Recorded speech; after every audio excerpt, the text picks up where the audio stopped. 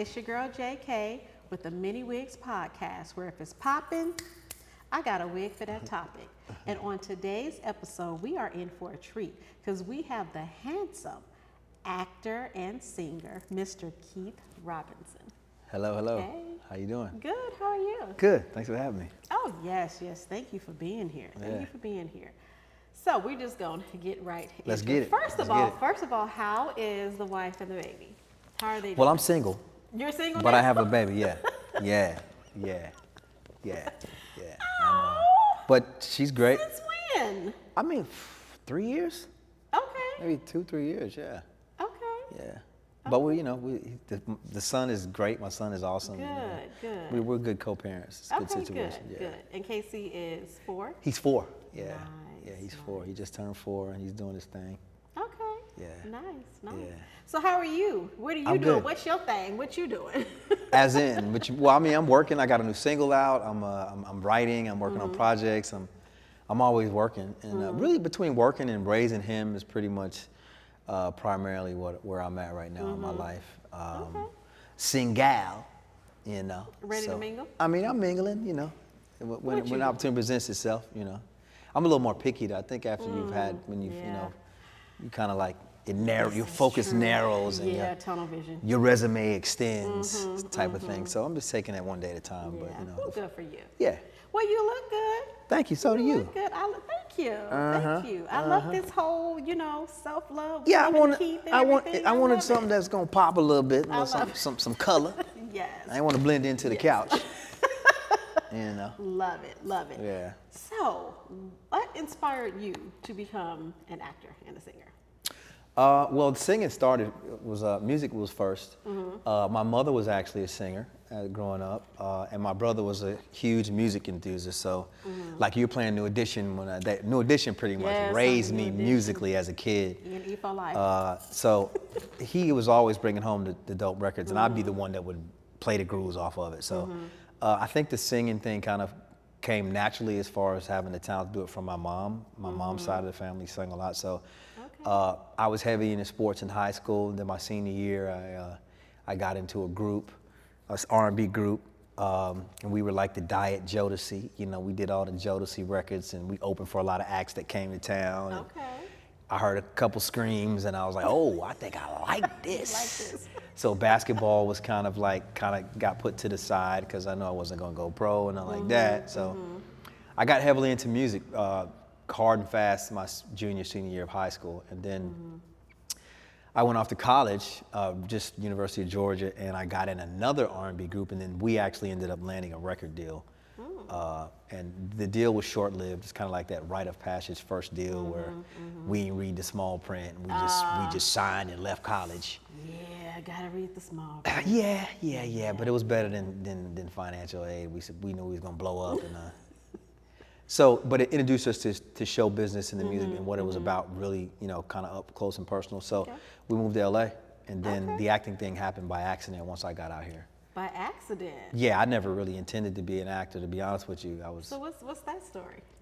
Well, I moved out here. We were kind of tooling around in hotels and just, pillar to post, trying to figure it out. And I met a young lady who was an actress, and it seemed like everybody I ran into had a headshot or was doing acting, and I kind of wanted to see what the fuss was about, and I kind of figured maybe I could go and help with my stage presence as a singer, my performance, and I went with her to a class, audit the class, and the teacher asked me if I wanted to read a scene, and I just got up, kind of read a scene, and she thought I had a kind of a knack for it, I guess it came from being a performer up until that point, and then she called me back about 3 weeks later and asked me if I wanted to go read for this role.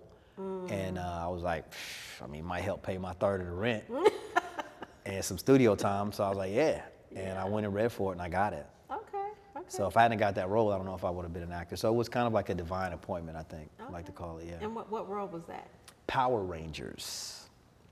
Love it. I was a superhero, yeah. Okay. Beating up aliens. And you're still a superhero. Hey, my son thinks so. Hey. That's all that matters. No doubt. So when you are getting ready to audition for a role, how do you prepare for that? Well, it's changed over the years. I mean, now because so much is self-taped now. But it really depends on the role. It really depends on what the role is asking for. Of course, you want to get acquainted with the material as much as possible, find out the differences and the similarities of the character and who you are, and how to bring something creative to it to tell the story. And you really just want to really get familiar with the material and, wardrobe, visualize it, imagination, all the little ingredients you put into your performance. And a lot of times, if it's not in front of a room of live people, which it used to be all the time, in front of a tape, you have the luxury of starting over, editing, do it like this, you know what I'm saying? So that can help or hurt you, I think, a lot of times. It really depends. Yeah. Yeah. So how could it hurt? Well, maybe I think sometimes you can tend to maybe, as an actor, actors know this, is that you can kind of sometimes maybe overthink it, or where a lot of times, maybe hurt is the wrong word, but there's nothing like being able to walk in the room and them feeling your energy and right up front getting to meet them and them being able to see you, as opposed to them just looking at 1,000 tapes. Right. And they don't know, and then one little thing can next, as opposed to you get to own that 4 to 10 minute audition. Right. And take over the room. So a lot of times it could go either way. Okay. So has there ever been a role that you really wanted, you prepared for, you auditioned, and you didn't get it? I mean, a laundry list. I mean, anybody in this business long enough know that you prepare for. There's a lot of no's. So you're gonna prepare for a lot of roles and really, visualize yourself seeing it. Everything seems like a sign pointing towards you getting it. And then it doesn't go your way. It hurt a little bit, but you build up a scab after, I think, over years, where you kind of, you kind of find a way to use the nose as fuel. So that's the only way you can survive, because the nose is coming. But then so is that yes. So is that yes. All you need is one yes. All you need is one yes. Yep. So let's talk about the yeses that you did get. Okay then. So how was it working alongside? You know what I'm about to say. Hold up, come on. It was nice.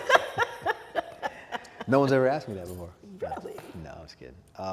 It was great. She's amazing, hardworking, humble. It's been a long time. It was a long time ago, but I think because they show the movie so much, it feels like it just happened. But I mean, we shot that. We worked on that almost 19 years ago. Yeah. Has it been that long? See? Yeah.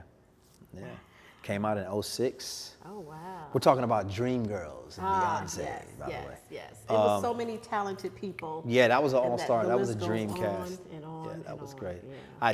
I had been to LA about 5 years. I had just got here. It was great. It was, and then the journey afterwards makes you appreciate those moments even more. How monumental that cast was, and but she was great, man. She's I always say that she understands her power. Like a lot of times I've dealt with much lesser talents who had that air of superiority, where she was kind of knew that everybody was making sure wasn't nothing on their shirt and they would stand up, and she kind of knew that she was good at disarming people and very humble, but still setting a tone. So yeah. Nice. Yeah. And then you've also worked with Chadwick Boseman. Yeah. How was that? It was great. Chadwick's another guy that works really hard. We're both from South Carolina, so we kind of had an immediate connection in that way. I'm from Greenville. He's from Anderson, South Carolina. But he was great. I mean, it was impressive to see him transform from. I didn't know how he was going to become James Brown, because it's such a skyscraper. It's such a tall order to become that guy and be able to dance like him. But he really just grinded it out, and through the reps, he became. You saw that performance, so it was earned. Yeah. That it was. Sure was. So what would you say is the hardest thing about being an actor? The hardest thing about being an actor, maybe the rejection, maybe the highs and lows of it. It's really kind of keeping your, not getting too high or getting too low. Putting your whole self into something, but not letting it, affect your soul, not attaching your soul to the ebb and flow of the business. Because if you do that, then you're kind of it's a wild animal. It's kind of where everything is super high, super low, and you have to kind of find a way to make the main thing and stay level-headed and in the middle, and not judge your self-esteem or your outlook on life based off of the highs and lows of the business because it's just that it's a business, Yeah. which is easier said than done. But you know, Yeah. So what's the most difficult role that you've ever played? the most difficult role that I've ever played. I think maybe ironically was tough for me was Fat Albert. Really? Yeah, because we were fully grown men, and then we had to tap back into being a teenager, but a goofy teenager, like Yeah. like you know, wilding out, hey, and that was like. You develop a level of cool once you become an adult. So it's like I don't really want to. So it's like so you had to shake all that self-consciousness and just be a goofy, fun kid in the gang. It eventually became very fun, but at first it was a learning curve of like that's not the character, that's you. So it's just a constant shedding until you're just a kid with no conscience and you just like having fun with your boys and goofy and you're you know a teenager. So that was a little learning curve, believe it or not. Okay. Yeah. So what would you say is like the best role that you've ever played? The best role that I've ever played, I like them all, but I think the role I really liked was a role I played called, you might not have seen it, it was a show called Over There. And it was actually right before Dreamgirls. I played this military sniper because it was about the war in Iraq. It was on FX. It was a very gritty show. It was kind of ahead of its time. It was Hurt Locker before Hurt Locker. I don't know if you've ever seen Hurt Locker years ago, but it took place in Iraq. It was about 6 soldiers that got stuck behind enemy lines in Fallujah, and I played this religiously conflicted soldier who was the killer, the sniper, and he was torn between his civic duty, and his spiritual commitments. So it asked a lot of you. So and I really enjoyed. I was really attached to that guy. It was a really good character. Oh, okay. Yeah. Have there been any roles that you have turned down? There are, but I don't know if there's any roles that are specific. I can say that role I turned down, and somebody went and did it to where you would know what it was. Yeah. But there've been roles that I've turned down for sure. But what's the reason for that? There's many reasons. It depends on the role. I mean, if it's something that's maybe compromised me morally, I may have been like, I don't know if I'm gonna be able to go back home after I do this. Nah. Or if it was just something that maybe I've done before, something that I felt like may put me in a box, or you know. But this, you know, as I've grown as an artist, you become a little more mature about it, and you kind of. And you're able to kind of rationalize it. If I can't rationalize it, if it doesn't feel like it's something, a story that if I need to tell or that I'm able to tell, then that's kind of a sign for me, like maybe this is not something that you need to be doing. Yeah. You know what I mean? So. Yeah. Yeah. And then I think it's when you become a parent, it's like Oh yeah. you want your kids to be able to, you know, look back and say, hey, that's my dad. That's Yeah, my mom. or not go to school and be like, yeah, your dad, you know what I'm saying? Exactly. So, but I mean, that's new because he's so young, but you do factor that in immediately. As soon as they touch down, you're like, everything becomes about how does this affect your offspring? Absolutely. Yeah. So if you were not acting and singing, what would you be doing? You know what? I thought about that. I think I'm a sports fanatic, so I would love to be doing something in sports, maybe a sports commentator or I could see that. yeah, something in Yeah. sports writing or something like that, because sports to me is like, I love sports. It's my escape. If I had to go back to college, I probably would have studied sports journalism or something like that, and to where I can just be around it. You know, I'd love to be, you know, have my own show like First Take or something like that. You know, that'd be. What's your favorite sport? My favorite sport is probably basketball and football. I mean, it varies. Both of them I'm Yeah, pretty much obsessed with. Yeah. I'm a big track guy. I love boxing. Baseball, you know, I respect baseball. I'm not like huge, but I'll chime in during the playoffs. Yeah. That's how I am. That's how you are. Oh yeah, love a good basketball game, love a good football game. Baseball, I'll tune in. Who's your football team? Oh, The Niners? God, the Niners. Oh no, even though they left me, I gotta go with the Raiders. I like the Okay. Raiders. Well, the Raiders left y'all too. Yeah, they left Yeah. y'all first, and then Yeah. came to Oakland, and then they Yeah. left us, and then went to Vegas. Well, I'm a Falcons guy, Atlanta Falcons. So Okay. you know, Yeah. God bless us. You know, Yeah. we trying. Yeah. Yeah. Who's your favorite basketball team? I don't really have a favorite basketball team. I mean, maybe Lakers by default because I'm here. Yeah, You know, I've been here for some years, so I've seen their journey. But I'm more of, I follow players and coaches more. yeah. So, because the team, they switch out every. Yeah, that is It's not like back in the day where a team was like the '93 Bulls, where they were just together forever. Yeah. So I mean, it's free agency. Everything's different now. Yeah. Everybody chasing the bag. Yeah. Born and raised in LA? No, born in Kentucky. Okay. Raised in Georgia and South Carolina, and then moved out here after I got into show business. So Okay. Was it I'm show a Southern business that boy. brought you here? It was. Okay. It was after we got out of the record deal. We decided we need to go to New York or Los Angeles to kind of re-sign, and we kind of wanted to be around some sun. And New York just seemed like a concrete jungle to us. Coming from Georgia, it was like let's try our luck out west. So I think we made the best decision though. Okay. The weather, Yeah. the ocean. Oh, yeah, it's beautiful. The traffic, but I know, I couldn't. Yeah, I'm over the traffic. you already over it? I'm over it. But you know what? It's the same, the LA traffic in the Bay Area. Is Traffic it? Oh, yeah.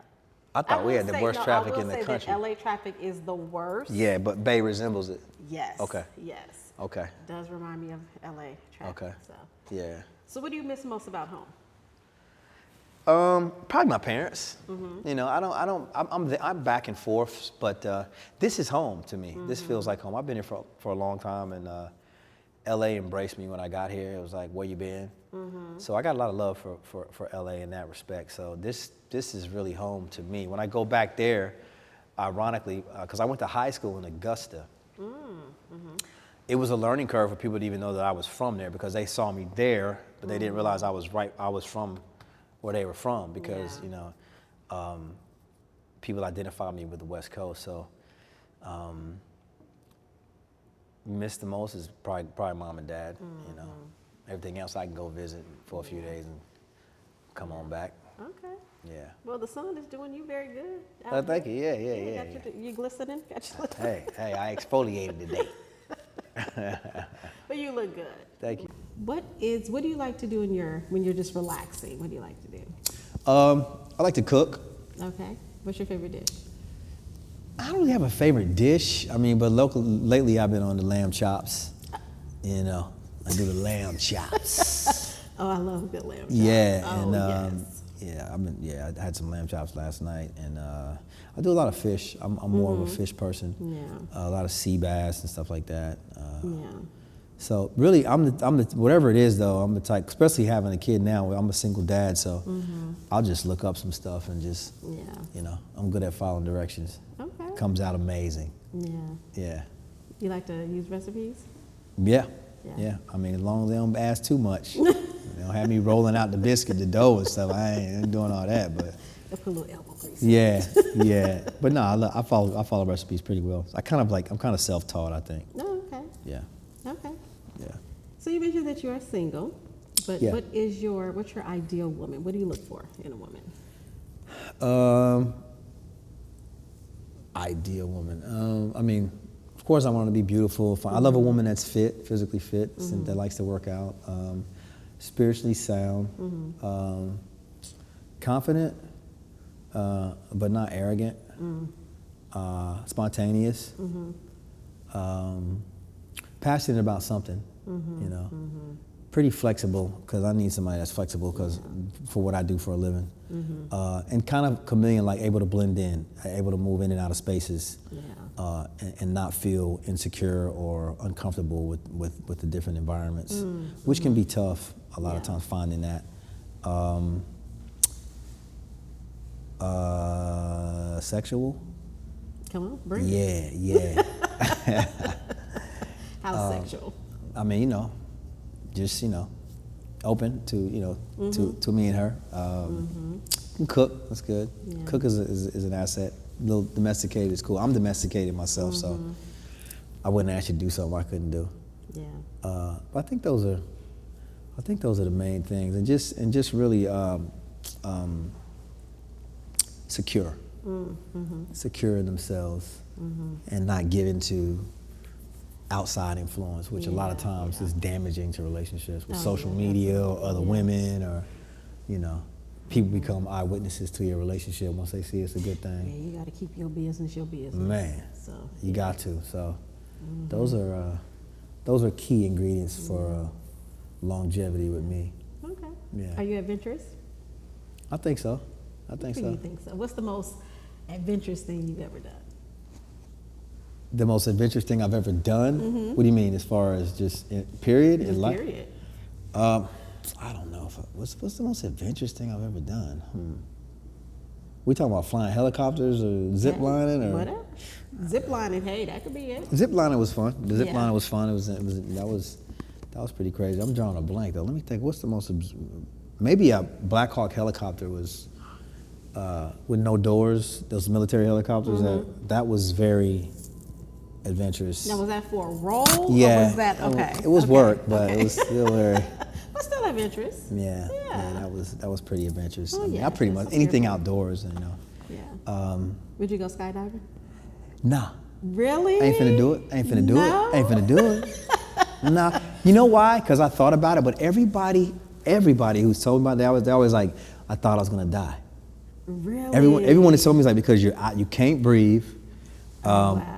I just don't want to put myself in that situation. It's like, you know, I hit the ground and I don't make it home. They're like, well, you was skydiving, bro. Like, why was you doing that? So, I don't know if I would. You Yeah. know. Why would you? Have you done it before? I have not. It is on my bucket list. Well, tell me about it. Okay, I'm gonna tell you about it. I did go skydiving, not skydiving, zip lining. Well, I've done that. Yeah, That's, I did do that. Yeah. But skydiving is on my bucket list, and Yeah. a hot air balloon. See, hot air balloon. I just don't. Hot air balloon is another thing because you seem like you are so at the mercy of the wind. Yes. Like, and you could go anywhere. Yeah. How do you control that? Like, it's just. This is true. You ever done it before? I have not. I have Yeah, not. hot air balloon. Close. I came close, but And what happened? um, You and your dude, he tried to take you up romantic lunch. no, it was the other way around. So I tried Oh. to take him, and then when we were getting ready to go, he didn't. Oh, He he didn't wanna punked out. I just said he didn't want to go. He might have. That's He all might have I been on to said. something. We was like, okay, cool, let's go then. We ain't finna do it. I was like, okay, well, maybe it wasn't meant to be. Yeah, I don't. Yeah, there's other ways to have fun. You know. Absolutely. Yeah. Absolutely. Yeah. Absolutely. So what's on your bucket list? My bucket list, Africa for sure. I got to get to Africa. I want to do the safari, the whole nine of that. I've never been to Maldives. That's on my bucket list. I want to do Broadway. Okay. I've had some chances. I've come close. I haven't done Broadway yet. It's gonna happen, and let me know when it does, because I'm gonna be there. Okay, cool. What else is on my bucket list? I'd like to do Asia. I've never been to Asia before. I mean, it's a pretty long list. I'm trying to think like what really stands out that I haven't done before. I mean, there's a lot of places I want to travel. There's a lot of things that I want to do in my career. That's probably the main things are career oriented and travel. You know, as far as Love it. things I want to do. I said running with the bulls at one time. Like the actual Yeah, you know how they run down the street With they the- run with the bulls. with the red. No, cloth? that's Matador. Okay. That's a Matador. I ain't trying to do that. Running with the bulls, but the bulls, you run down the street in Spain. I said I want to do that, but then I saw a couple films, and I was like, I'm chill. Didn't end well. Yeah, you know. Yeah. Yeah, well, I was like, We good. I'm cool. Okay. So what's your favorite place to vacation? In the States, Anywhere. I love Anguilla. I had fun in Brazil. I went to Barbados. Nice. Miami never let me down. Yeah. Yeah, Miami don't disappoint. It don't disappoint. I love Toronto too, believe it or not. I love Canada. The vibe there is always dope. Yeah. Yeah. Nice. Well, this has been lovely, Yeah. and I have something for you.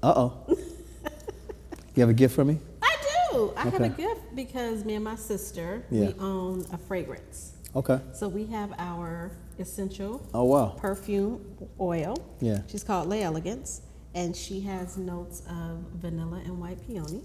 That smells good. So is it like it's like you rub it on or? Yes, you can. You can.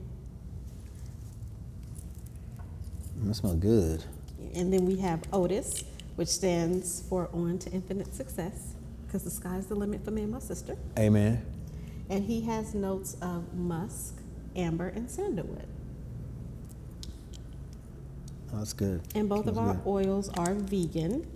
Right. And they mix very well with your everyday favorite fragrance. Yeah. Or you can wear them on their own. Yeah. And what's unique about our oils is the scent changes just a little bit as it starts to mix with your natural, your body chemistry and your pheromone. Now, do you put those on? So you don't put when you put those on, you don't need to put on cologne. You can. You don't have to, Yeah. but you can. Because Right. I find that, so the reviews that I'm getting is a lot of people like to mix it, and we find that a lot of women like Otis. Really? So they'll put on their perfume, and then they'll put on the Otis. And then mix it with this.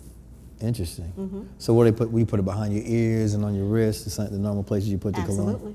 Yeah. Okay. You put it everywhere. Hey, I'm down. I'm always open to it. Well, this is for you, I appreciate you.